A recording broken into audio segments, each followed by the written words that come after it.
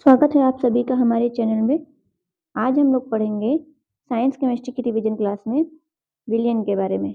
अभी तक इससे पहले हम लोग पिछले वीडियो में पढ़ चुके हैं तत्व, मिश्रण और यौगिक। आगे पढ़ते हैं विलयन। विलयन क्या है? विलयन दो या दो से अधिक पदार्थों के ऐसे समांगी मिश्रण के बारे में पढ़े हैं ना। जब दो या दो से अधिक तत्वों को असमान मात्रा में मिलाया जाता है, असमान अनुपात में मिलाते हैं तो मिश्रण कहलाते हैं। और समांगी मिश्रण मतलब होते हैं जो आपस में घुल जाते हैं, घुलने पर वो दिखाई नहीं देते हैं, जैसे चीनी पानी का घोल या चीनी नमक का घोल।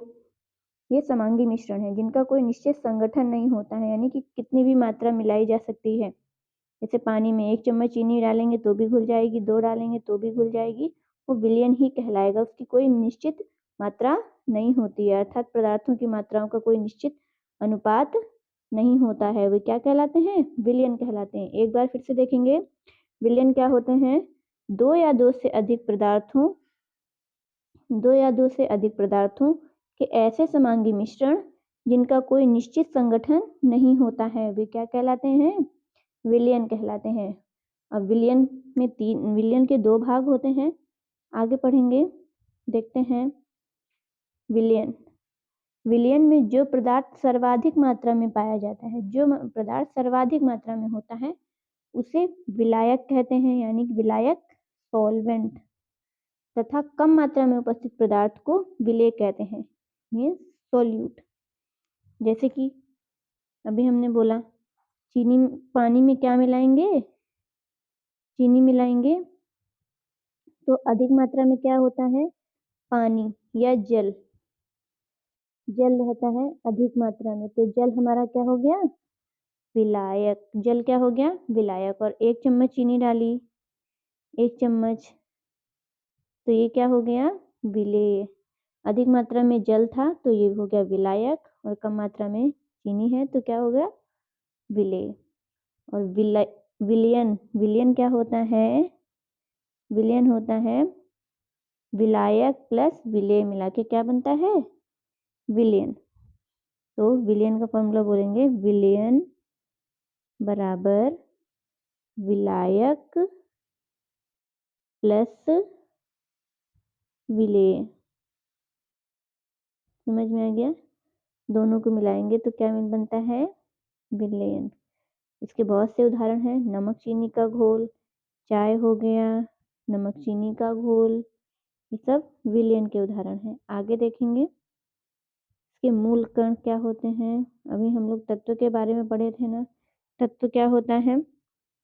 उसमें 3 मूल कण पाए जाते हैं, 3 तत्वों से बना है। 3 कणों से इलेक्ट्रॉन, प्रोटॉन, न्यूट्रॉन। एक जो तत्व है वो किससे किससे मिलकर बना है? इलेक्ट्रॉन, प्रोटॉन और न्यूट्रॉन। अस्थायी मूल कण कौन से होते हैं? जो अस्थायी रूप से पाए जाते हैं, जो स्थायी नहीं होते हैं। ये तो सभी तत्वों में पाए जाएंगे, लेकिन ये अस्थायी है। मेसॉन कण, न्यूट्रिनो, पॉजिट्रॉन, एंटी न्यूट्रिनो। आगे देखते हैं, आगे विस्तार से पढ़ते हैं। परमाणु क्रमांक। परमाणु क्रमांक क्या है? किसी भी तत्व के परमाणु के नाभिक में उपस्थित प्रोटॉनों की संख्या। किसी भी तत्व में 3 कण होते हैं, बताए थे अभी, इलेक्ट्रॉन, प्रोटॉन और न्यूट्रॉन।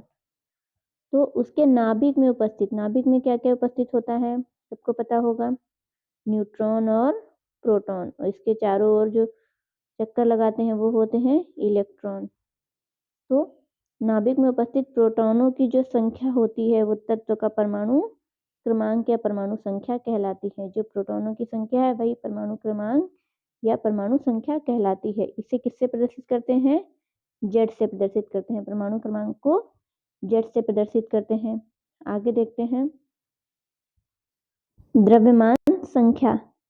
द्रव्यमान संख्या मास नंबर, मास, इसी से पता चला द्रव्यमान, उसका मास कितना होता है, उसकी जो संख्या है वो क्या है?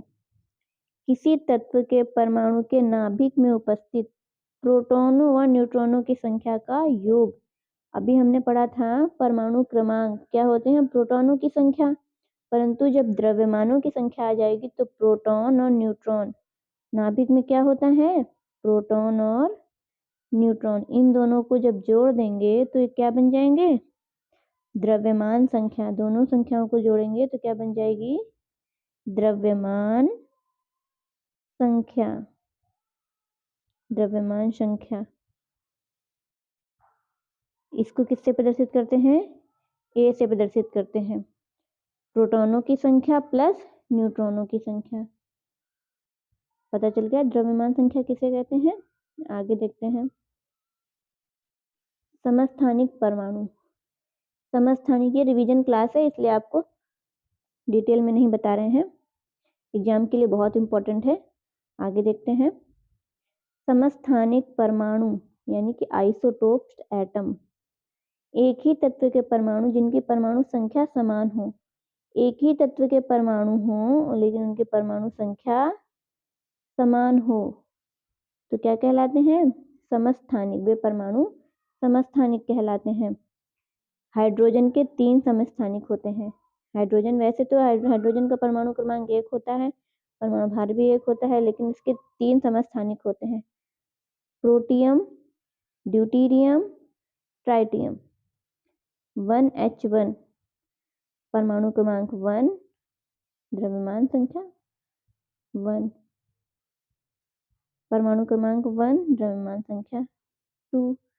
परमाणु क्रमांक 1, द्रव्यमान संख्या 3। यानी कि जिनकी एक ही तत्व के परमाणु जिनकी परमाणु संख्या क्या हो? समान हो और द्रव्यमान संख्या अलग अलग हो। तो परमाणु संख्या सब में एक एक है और द्रव्यमान संख्या सब में अलग है, तो ये तीनों क्या है? समस्थानिक परमाणु हैं। ये समस्थानिक रेडियोधर्मी गुण प्रदर्शित करते हैं। आगे देखते हैं। समभारी। अभी हम लोग क्या पढ़ा है? समस्थानिक। अब पढ़ेंगे समभारी। इसी से पता चल रहा है भार। समभारी आइसोबार एटम्स। किसी तत्व के ऐसे परमाणु जिनकी परमाणु संख्या तो भिन्न भिन्न हो परंतु द्रव्यमान संख्या एक जैसी हो तो क्या कहलाते हैं? प्रोटॉन प्लस न्यूट्रॉन दोनों की संख्या क्या हो? समान हो। प्रोटॉन न्यूट्रॉन का योग जो है वो समान हो, ये भी बोल सकते हैं। द्रव्यमान संख्या भी क्या हो? समान हो, परंतु परमाणु संख्या अलग अलग हो। आगे। धन्यवाद हमारे वीडियो को देखने के लिए। बहुत बहुत धन्यवाद। आगे पढ़ने के लिए हमारे चैनल को सब्सक्राइब करें, लाइक करें और शेयर करें। धन्यवाद।